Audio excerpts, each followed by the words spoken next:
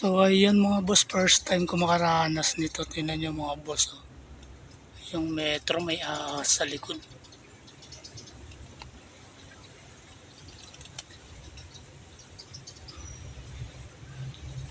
Yun sa mga boss, pero parang patay na to, nilalangaw. Ayun mga boss, oh, may ahas sa likod ng metro na to.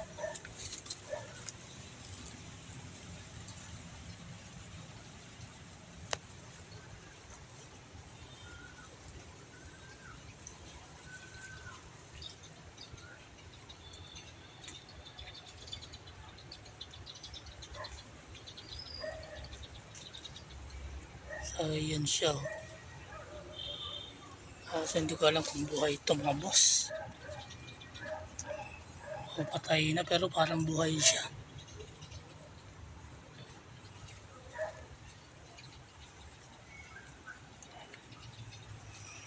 Ayoko naman galawin. Nakakatakot galawin. So ayan nga boss, first time ko makapag-reading na ganito, may sa likod ng metro. Nagulat ako.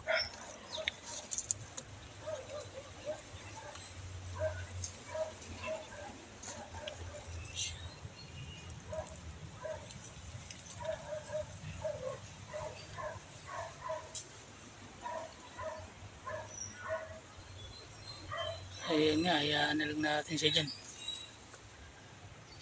Ayokong galawin, baka bigla nakakatakot galawin.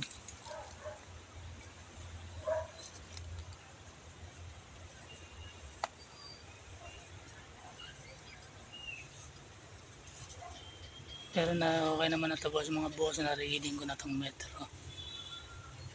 Ang metro kasi na ito masyado siyang mababa. Halos nakadikit siya sa lupa.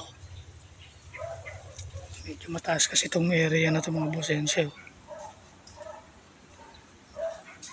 Tapos parang may tambak yung area na to, yan may mga gubat kaya siguro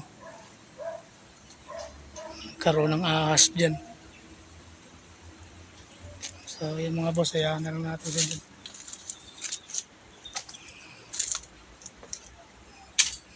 Medyo madamo kasi dyan mga boss, kaya dyan siguro galing ahas na yan. Ayun siya, ayun.